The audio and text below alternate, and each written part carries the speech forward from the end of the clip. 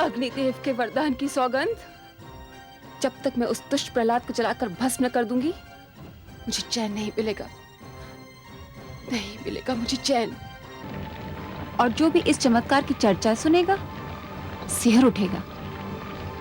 रहते महाप्रलय तक आज की इस प्रदर्शनी की चर्चा रहेगी।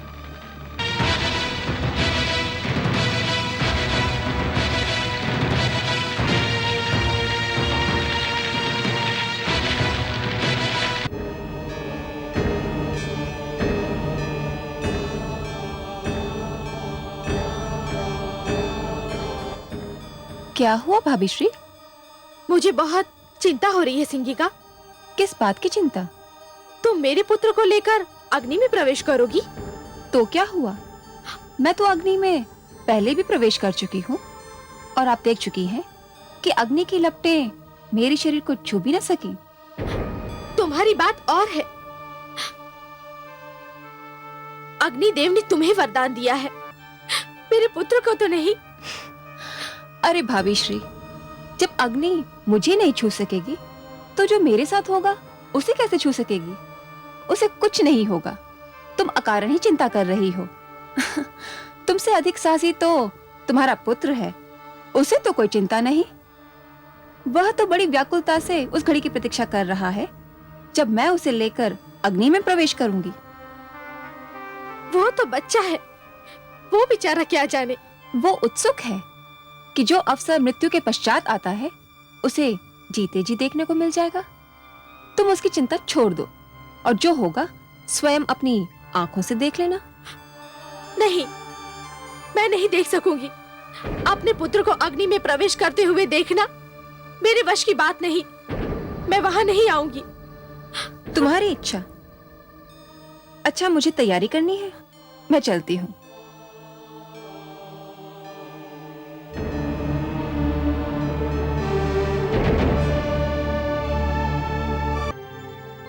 लीजिए, आपके पुत्र की परीक्षा की घड़ी आ गई।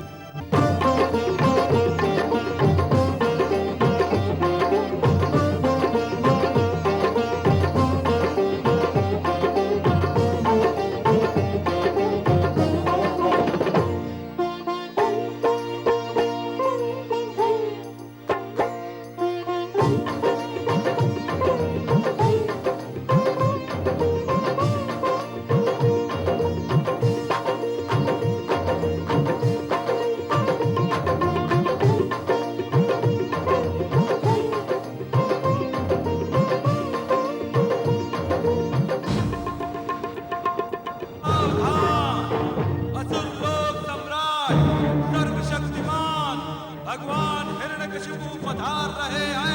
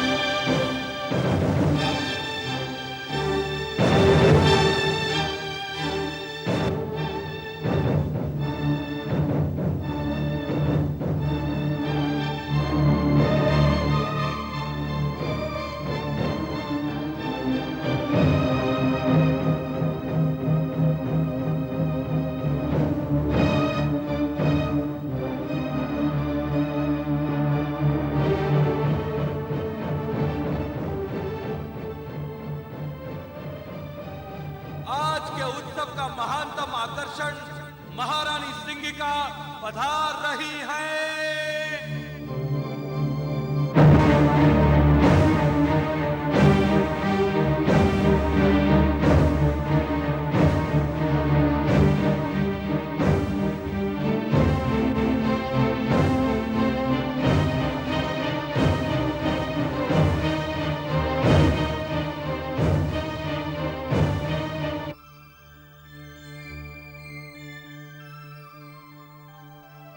प्रणाम भ्राताश्री।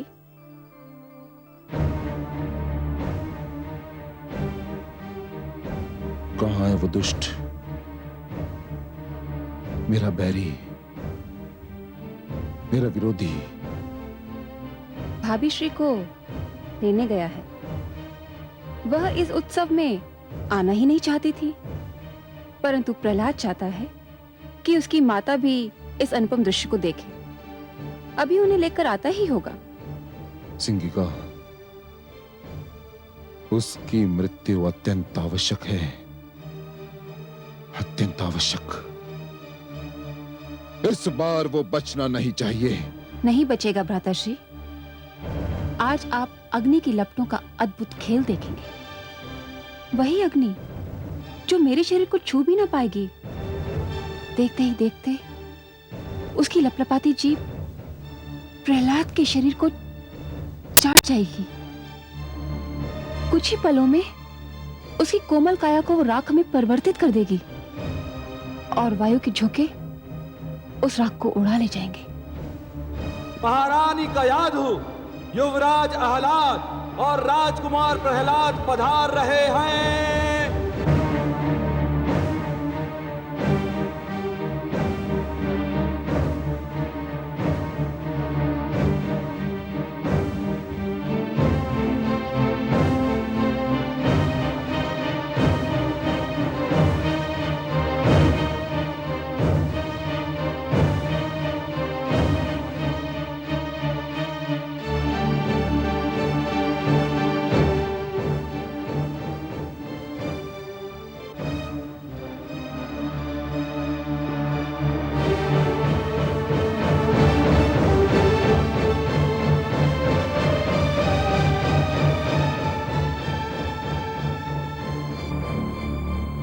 माते, मैं आपके चरण छूकर संसार के मातृत्व के चरण छू रहा हूँ। संसार की सारी माताएं पूज्य है, मुझे आशीर्वाद दीजिए माते।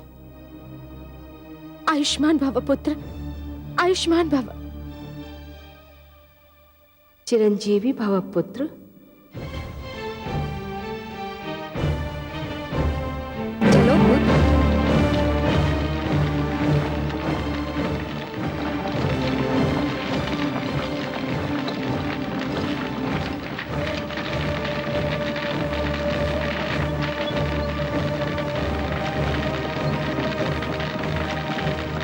चलो पुत्र।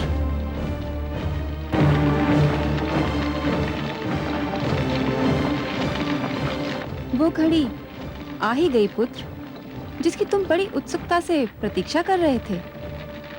मेरे भी जीवन की अनमोल घड़ी, तुम्हारे जीवन की अद्भुत घड़ी पुत्र। जो भी इस चमत्कार को देखेगा भूल नहीं पाएगा, और जो भी इस चमत्कार की चर्चा सुनेगा सिहर उठेगा। रहते महाप्रलय तक आज की इस प्रदर्शनी की चर्चा रहेगी। चलो पुत्र।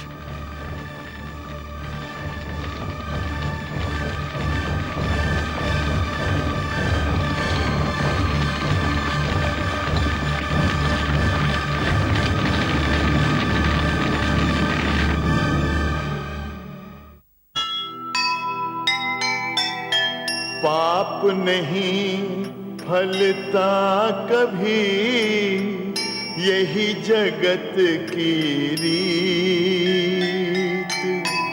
पुण्य के पथ पर जो चले, सदा उसी की जीत। जिसके मन ईश्वर बसे, आँच न उस पर आए। जग बैरी हो जाए पर उसको मार न पाए, उसको मार न पाए।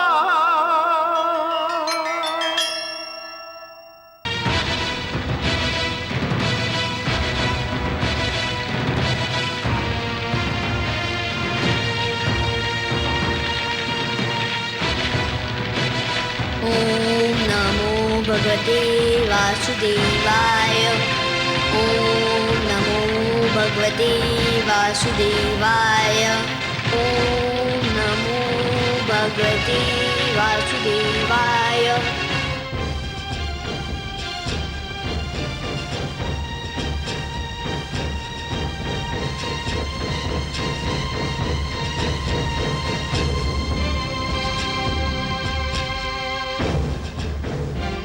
सर्वेश्वर, सर्वेश्वर,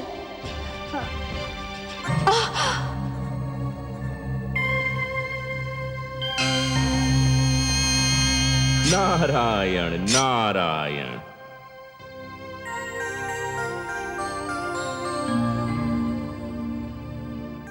हे देवर्षि, पुत्र प्रहलाद अग्नि में प्रवेश करने जा रहा है। ये देखकर मैं आपके नारायण को सावधान करने गई तो वो स्वयं अग्नि में तप रहे हैं, मानो उनके शरीर से ज्वालाएं निकल रही हैं। आप बहुत दयालु हैं माते, ममता का भंडार है। प्रहलाद के स्नेह ने तो आपको सब कुछ भुला दिया। क्या भुला दिया?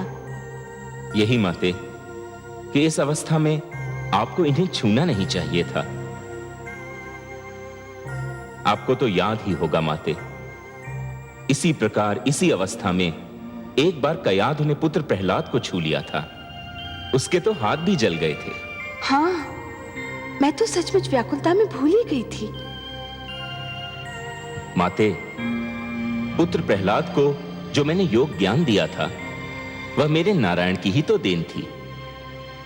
जब उसे इस अवस्था में कोई नहीं छू सकता तो मेरे नारायण तो योगेश्वर हैं, योग का स्रोत हैं, योग का आधार हैं, योग के आदि और अंत हैं, स्वयं योग हैं। इस अवस्था में तो आपके अतिरिक्त उनके कोई निकट भी नहीं पहुंच सकता। परंतु हे देवर्षि, मैं तो इनको प्रहलाद पर आए संकट के विषय में बताना चाहती थी। वही समस्या लेकर तो मैं भी आया था माते, मैं भी यही बताना चाहता था। परंतु नारायण को इस अवस्था में देखकर लगता है कि मुझे मेरी समस्या का समाधान मिल गया, मुझे मेरे प्रश्न का उत्तर मिल गया माते। मेरी तो सारी शंकाएं मिट गईं। नारायण नारायण।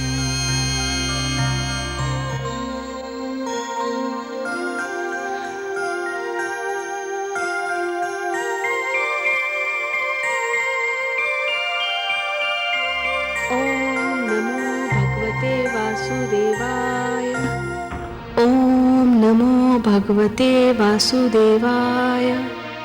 ओम नमो भगवते वासुदेवाय। पुत्र, तुम्हें भय तो नहीं लग रहा है? कैसा भय बुआ श्री? मुझे तो आनंद आ रहा है। जैसे जैसे लपटे मेरी ओर बढ़ रही है, मुझे विचित्र सी शीतलता का अनुभव हो रहा है। लग रहा है जैसे शीतल जल की लहरें मेरे शरीर को छू रही हो। ओम नमो भगवते वासुदेवाय। ओम नमो भगवते वासुदेवाय।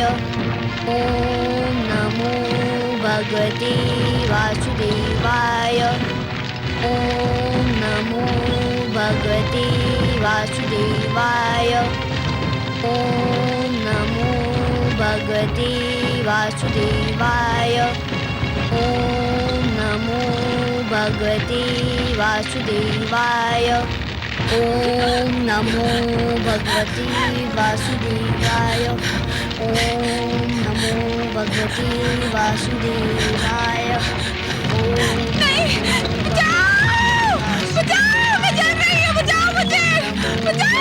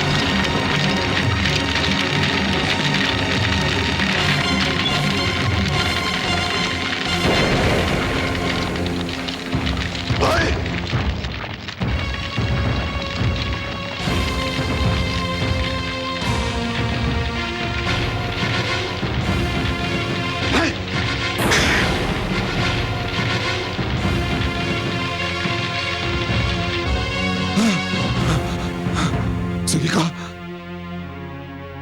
सिंगिका, सिंगिका।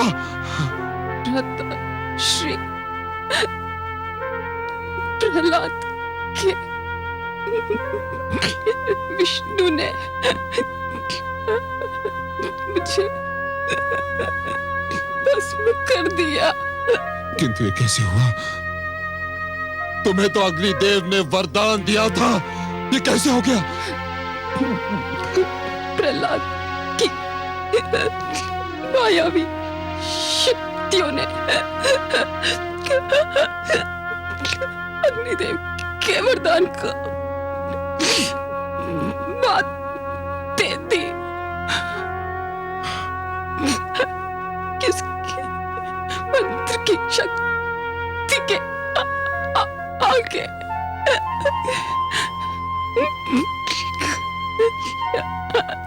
वरदान की शक्ति क्षीण हो गई।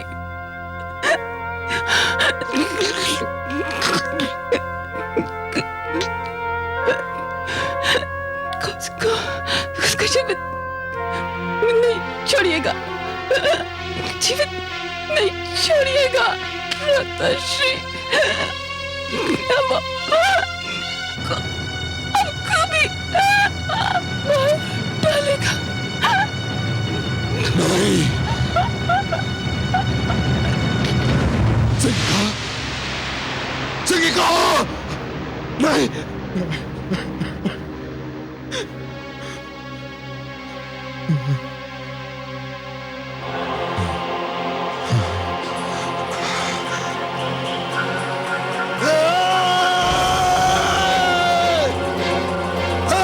विष्णु, मेरे पैरी, तूने आज अपने पैर की शक्ति दिखा दी, किंतु अब तू मेरी शक्ति देखना। तूने मेरे भ्राताश्री हिरण्याक्ष का वध किया, मेरी बहन सिंगिका को जलाकर राख किया।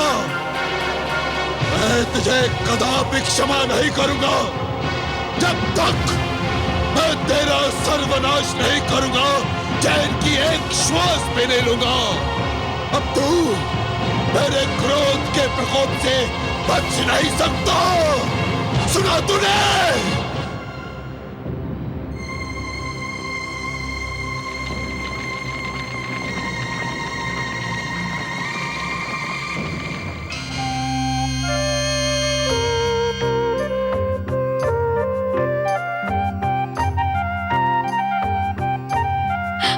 पुत्र, पुत्र, मेरा पुत्र, मेरे लाल, मेरा पुत्र। धूर्त, हत्यारे, तेरे विष्णु ने मेरे भ्राता श्री हिरण्याक्ष की हत्या की थी और तूने मेरी बहन सिंगिका की हत्या की। अब चाहे कुछ भी हो जाए, मैं तुझे जीवित नहीं छोड़ूंगा। चल। नहीं, स्वामी, स्वामी, मेरे पुत्र को छोड़ दीजिए स्वामी।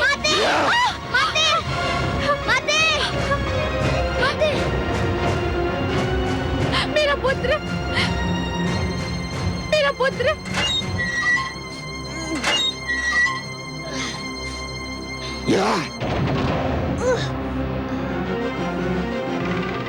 सेनापति, यदि इसे किसी ने भी भोजन अथवा जल दिया तो उसका वध कर दिया जाएगा। इसे कुछ नहीं मिलना चाहिए। सूर्य की किरण तक इसके समीप नहीं पहुंचनी चाहिए। ये अंधकार में ही जिएगा और अंधकार में ही अपना सिर पटक पटक कर अपने प्राण त्याग देगा।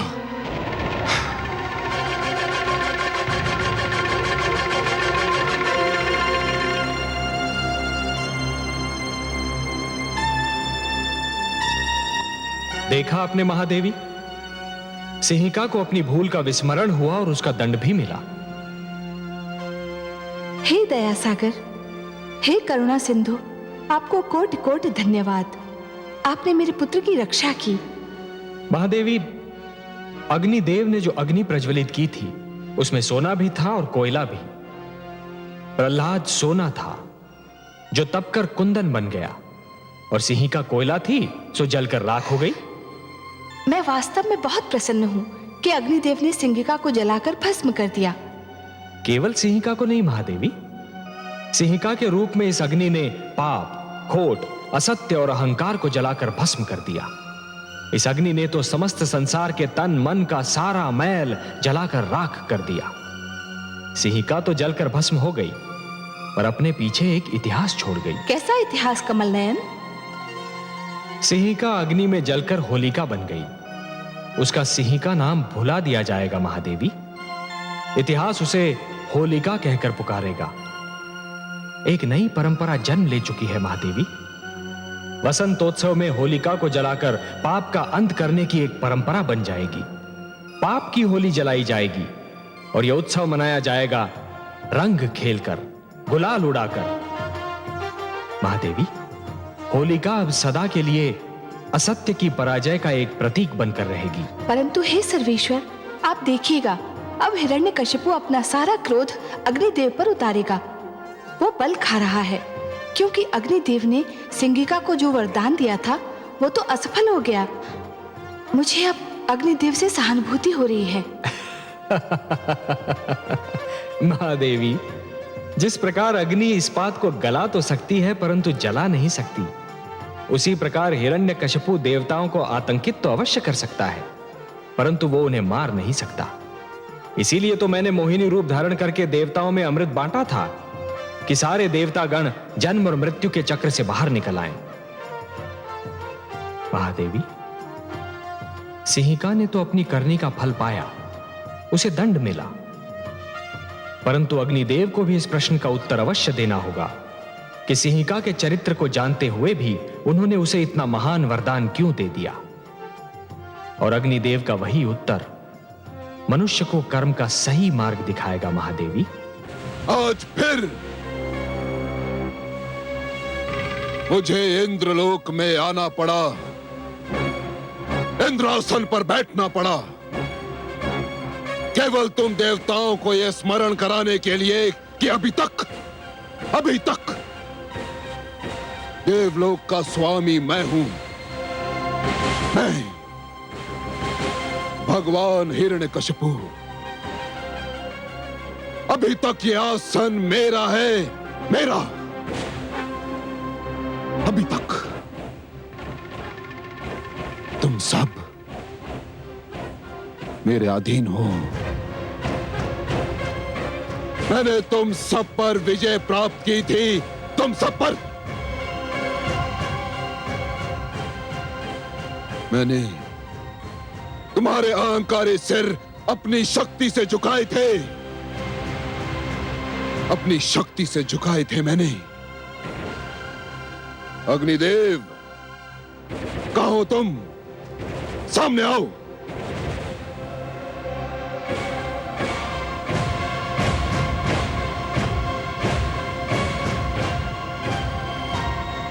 तुम स्वयं को देवता कहते हो, स्वयं को श्रेष्ठ समझते हो।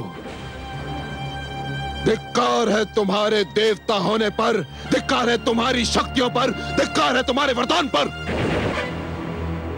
क्या लाभ है तुम्हारे देवत्व से? क्या लाभ है तुम्हारे वरदान का? अग्निदेव, तुमने मेरी बहन सिंहिका को वरदान दिया था कि अग्नि उसे क्षति नहीं पहुंचा सकती, किंतु तुम्हारा तुच्छ और क्षीण वरदान परीक्षा का पहला आघात भी सहन न कर सका, पहला आघात भी नहीं। और मेरी बहन जलकर भस्म हो गई। केवल तुम्हारे कारण अग्निदेव, केवल तुम्हारे कारण। मेरी बहन ने तुम्हारी उपासना की थी और तुमने यह फल दिया उसका। अग्निदेव, यह फल दिया। हे असुरराज, मैंने वरदान देते समय सिंहिका को चेतावनी दी थी। कैसे चेतावनी? मैंने उसे सावधान कर दिया था, इस वरदान का दुरुपयोग ना किया जाए, नहीं तो यह अपना प्रभाव खो बैठेगा। मैंने सिंहिका की तपस्या से प्रसन्न होकर उसे यह वरदान आत्म सुरक्षा के लिए कवच के रूप में दिया था। इसे शस्त्र के रूप में किसी का वध करने के लिए नहीं। सिंहिका ने इसे अपने कवच के स्थान पर प्रहलाद की हत्या करने वाला शस्त्र बना लिया और वह प्रभावहीन हो गया।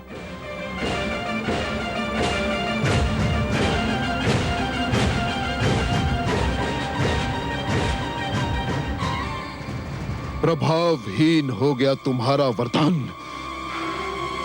हाँ सुराज, वरदान किसी के लिए अपने सुख का कारण होना चाहिए, किसी और के दुख का कारण नहीं।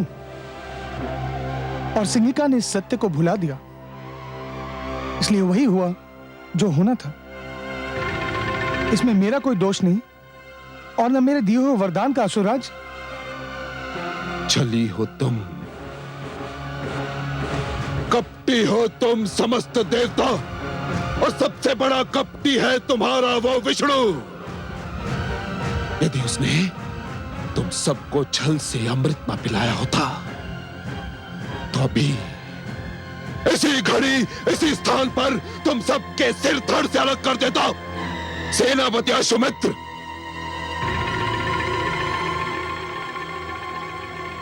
आ गया भगवान। ले जाओ इन समस्त देवताओं को और डाल दो इन्हें कारागार में, जहां ये भी प्रहलाद की भांति अन्न और जल के लिए तरसते रहे, आजीवन सड़ते रहे। ले जाओ। आपकी आज्ञा का पालन होगा। सैनिकों, ले चलो इन देवताओं को। ठहरो, ऐसे नहीं, वैसे ले जाओ जिसके ये देवता योग्य है। भेड़ बकरियों की भांति हांकते हुए ले जाओ इन्हें। चलो, हाँ, चलो।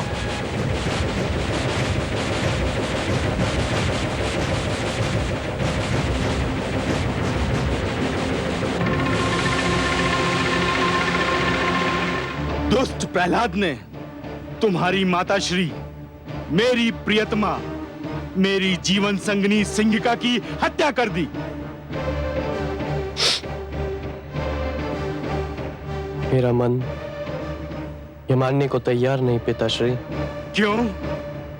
क्या तुमने अपनी आंखों से उन्हें विवशता से तड़प तड़प कर जलते और मरते नहीं देखा? देखा था पिताश्री, देखा था, परंतु अग्नि में तो उन्होंने पहले भी प्रवेश किया था और आप ही कहते थे कि उन्हें कभी तनिक सी भी क्षति न पहुंची थी। फिर इस बार अग्निदेव का दिया हुआ वरदान असफल क्यों हो गया पिताश्री? इसलिए कि इस बार वो अकेली नहीं थी, प्रहलाद भी था उसके साथ। प्रहलाद के पास मायावी शक्तियां हैं। वो सिंहिका का वध करना चाहता था। उसने अपनी मायावी शक्तियों से उसका वध कर दिया। वो हत्यारा हमारे समस्त कुल का बैरी है। यदि ऐसा होता पिताश्री, तो वो मेरा जीवन क्यों बचाता? मुझे तो नाग ने डस लिया था। उस समय तो प्रहलाद मेरे निकट भी नहीं था। वो हमारे कुल का बैरी होता पिताश्री, तो मेरे मृत शरीर के पास आता ही क्यों? परंतु वह आया। उसने अपने विष्णु से मेरे जीवन की भिक्षा मांगी और मैं फिर से जीवित हो गया पिताश्री, फिर से जीवित हो गया। उसने तुम्हें सम्मोहित कर दिया है। तुम्हारे मस्तिष्क पर उसने नियंत्रण पा लिया है। तुम वही सोचोगे जो वो चाहता है कि तुम सोचो, तुम वही करोगे जो वो चाहता है कि तुम करो। यह भी उसकी मायावी शक्ति का प्रभाव है। परंतु अपनी प्रियतमा, अपनी पत्नी सिंहिका की सौगंध, तुम्हारी तर्कसंगत बातें भी मुझे उससे सिंहिका के वध का प्रतिशोध लेने से नहीं रोक सकती। मैं अपनी मायावी शक्ति से उसकी मायावी शक्ति को चकनाचूर कर दूंगा। वो मूर्ख नहीं जानता कि कामरूप नरेश विप्रचिति कौन है, क्या है।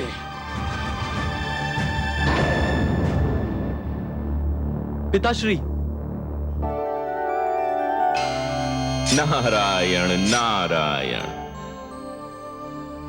स्वागत है देवर्षि, आपका स्वागत है। आज हमें कैसे स्मरण किया? आपका स्मरण तो मेरे जीवन का उद्देश्य है, मेरे जीवन का सर्वस्व है। मेरा जीवन ही है लक्ष्मी नारायण। मेरा और कार्य ही क्या है? आपका स्मरण करना और आपकी चर्चा। बताइए, क्या समाचार सुनाने आए हैं? सृष्टि का कौन सा भेद, कौन सा समाचार, कौन सा रहस्य आपसे छिपा है लक्ष्मी नारायण? मैं तो बस अपनी एक उलझन सुलझाने, अपने एक प्रश्न का उत्तर पूछने आपकी सेवा में उपस्थित हुआ हूं। तो पूछिए ना। हे लक्ष्मी नारायण, आप माया के स्रोत हैं, माया का भंडार हैं, माया के रचयिता हैं। फिर ये विप्रचित्ति किस मायावी शक्ति की बात कर रहा है? क्या उसने कोई नई मायावी शक्ति का आविष्कार कर लिया है? नहीं देवर्षि, विप्रचित्ति कोई योगी नहीं है जो किसी शक्ति का आविष्कार कर लेगा। वो तो केवल एक भिक्षुक है, एक याचक है। उसके पास जो भी शक्ति है वो मांगी हुई है, चुराई हुई है।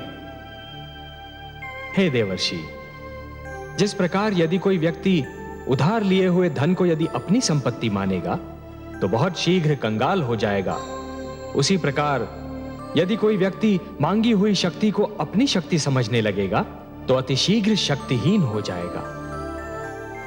कर लेने दीजिए उसे परीक्षा इस शक्ति की, क्षण भर आनंद उठा लेने दीजिए उसे इस शक्ति का।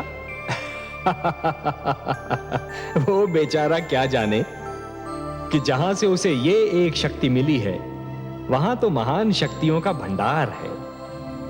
मैं विप्रचित्ति के इस क्षणिक आनंद को भंग नहीं करना चाहता। देखिए तो सही, वो मूर्ख कितना प्रसन्न हो रहा है।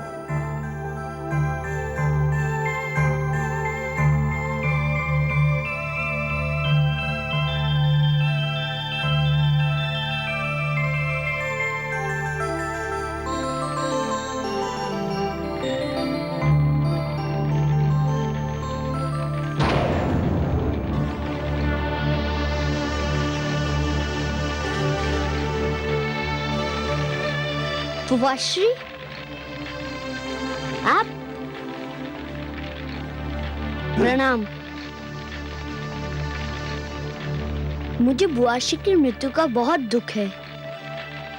मैं स्वयं आपके पास शोक व्यक्त करने के लिए आना चाहता था, किंतु दुष्ट, तू मुझे भी अपने छल कपट में फांसना चाहता है, किंतु मैं तुझे ऐसी मृत्यु दूंगा जो तूने कभी सोची भी नहीं होगी।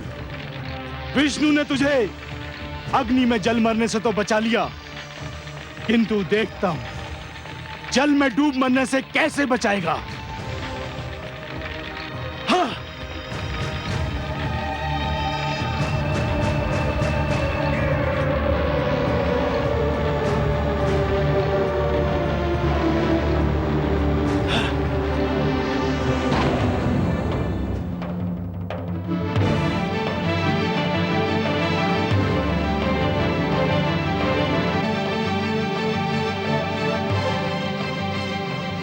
दुष्ट, तेरे तो नेत्र बंद हैं। तू तो अपना दुखद अंत देख भी नहीं पाएगा। जा, डूब मर इस सागर के तल में। हाँ। ले लिया मैंने सिंहिका के वध का प्रतिशोध। ये धूर्त अब सागर के तल से कभी ऊपर नहीं आ सकेगा। ये सागर का जल इसकी समाधि बन जाएगा।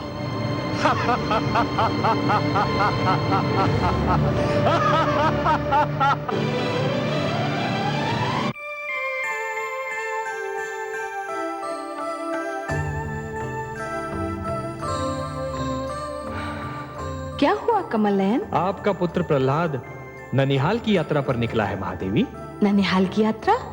कहाँ? आप भूल गई महादेवी। इस बार आपने सागर पुत्री के रूप में जन्म लिया है, तो सागर आपके पिता हुए और उनका घर प्रहलाद का ननिहाल ही तो हुआ। विप्रचित्ती प्रहलाद को सागर में फेंकने निकला है। पिताश्री नहीं जानते कि प्रहलाद को मैंने अपना पुत्र माना है। कुछ अनर्थ ना हो जाए, उसकी रक्षा कीजिए प्रभु। जैसी आपकी इच्छा।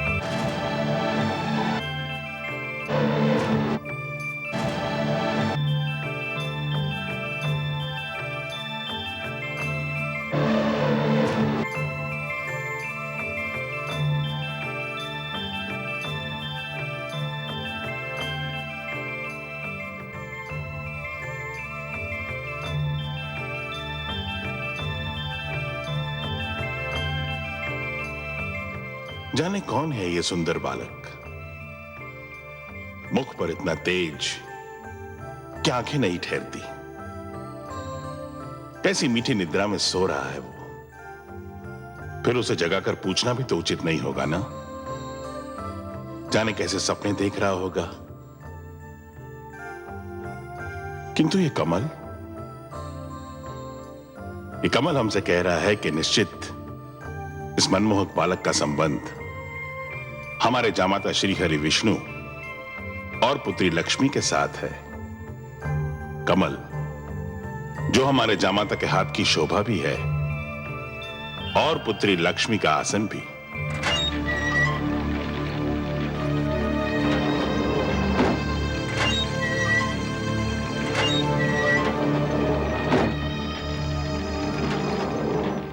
राजकुमार, प्रहरियों, शीघ्र इधर आओ।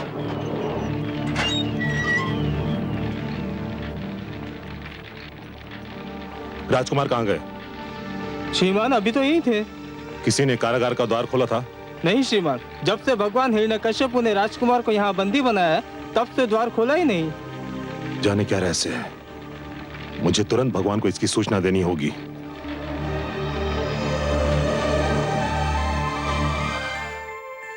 हे जनार्दन, इस समय आपका कमल कहाँ है? महादेवी, आपने अपने पुत्र प्रहलाद की रक्षा किए जाने की इच्छा प्रकट की थी ना? मैंने अपने कमल को उसकी शैया बना दिया।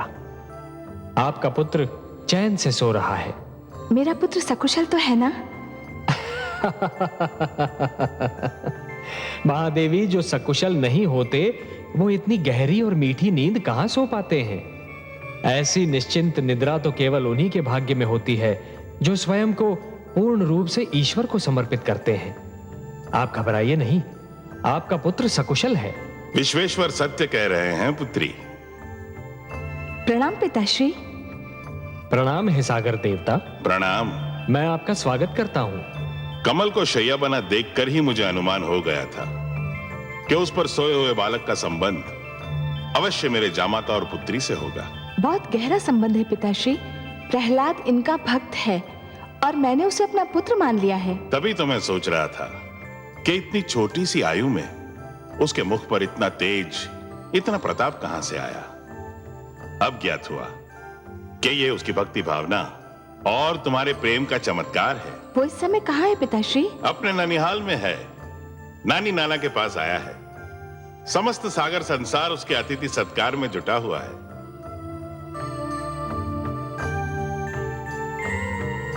कहां लुप्त हो गया वो दुष्ट? कहां लुप्त हो गया?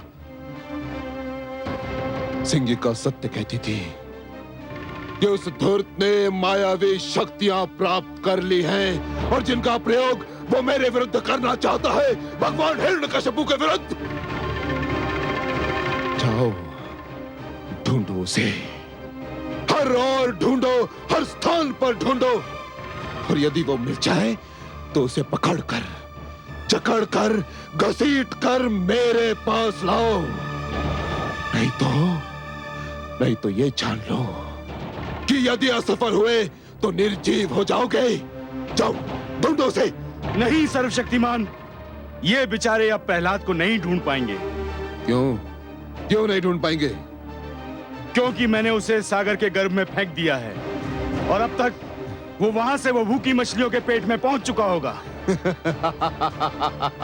अर्थात कि तुम उसे कारागार से निकाल ले गए थे? हाँ, मैं ले गया था। उसने मेरी जीवन संगनी को जलाकर भस्म कर दिया था और मैंने उसे सागर के जल में डुबोकर मार दिया। हत्यारे, दुष्ट, तेरे हाथ मेरे पुत्र के रक्त से रंगे हुए हैं। तुमने हर जतन करके देख लिया। जब तुम मेरे पुत्र का कुछ नहीं बिगाड़ पाए तो तुमने कायरों की भांति उस पर उस समय वार किया जबकि वो सो रहा था। तुमने मेरे पुत्र की हत्या की है। मैं तुम्हें कभी क्षमा नहीं करूंगी। हत्यारे हो तुम, हत्यारे हो तुम लोग, हत्यारे हो।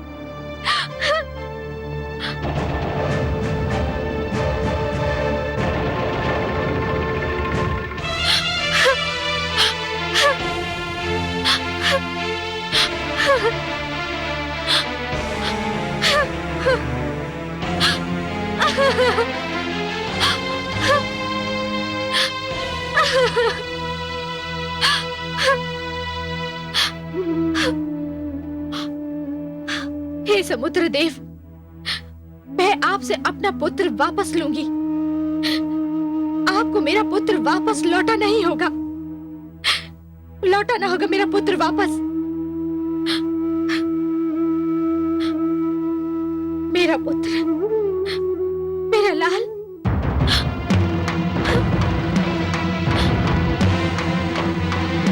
मेरा पुत्र, मेरा लाल। हाय मेरा पुत्र,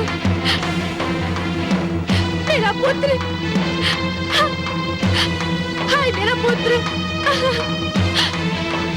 मेरा पुत्र, मेरा लाल, हाय मेरा पुत्र, मेरे लाल, मेरा पुत्र। हे सागर देव, आप विशाल है, आपका हृदय विशाल है। संसार कहता है कि आप इतने उदार हैं कि आपको कुछ भी भेंट किया जाए तो आप उसका स्वीकार करके उसे लौटा देते हैं। हे सागर देव, दानवराज कामरूप नरेश विप्रचित्ती ने मेरे पुत्र प्रहलाद को बलि के रूप में आपकी गोद में फेंक दिया है। एक दुखियारी माँ की पुकार सुन लीजिए सागर देव। मेरे पुत्र प्रहलाद को आपकी गोद से निकालकर मेरी गोद में डाल दीजिए। एक माँ की गोद सुनी है सागर देव। एक माँ अपने पुत्र के जीवन की भीख मांग रही है। हे सागर देव, मुझे मेरा पुत्र लौटा दीजिए, मुझे मेरा पुत्र लौटा दीजिए, मुझे मेरा पुत्र लौटा दीजिए।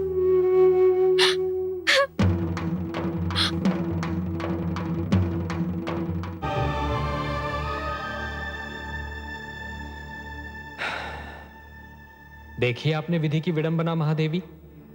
पुत्र अपने ननिहाल में चैन की नींद सो रहा है और अनजान माता समुद्र की लहरों से उलझ रही है। ममता इसी का तो नाम है कमल नयन।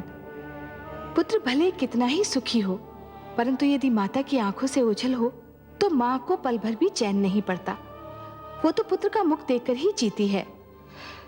बेचारी कयाधु, उसे तो ये भी पता नहीं कि उसका पुत्र कहाँ है, क्या कर रहा है। मुझे तो भय है कि कयाधु कहीं पुत्र वियोग में पागल होकर डूबकर अपने प्राण न दे दे। हाँ महादेवी, वो तो सागर में आगे आगे बढ़ती जा रही है। आपको उसके प्राणों की रक्षा करनी होगी कमल नयन। महादेवी, सागर तो आपका मायका है, मेरी तो ससुराल है, और ससुराल में अपने अधिकारों और शक्तियों का प्रयोग मुझे अच्छा नहीं लगता देवी। देखिए, पिता के घर पर तो पुत्री का अधिकार होता है, इसलिए वहां हस्तक्षेप का कष्ट तो आप ही को करना होगा देवी। आपकी यही इच्छा है तो जाती हूँ मैं। गयादू को यूं डूबकर मरने नहीं दूंगी मैं, वो भी वहां सागर में जो मेरा मायका है।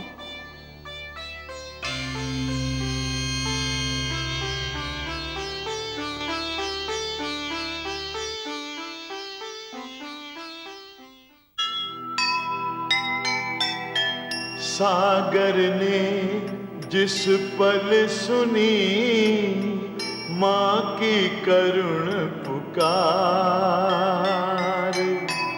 पिघल गया कोमल हृदय, उमड़ा प्यार अपार।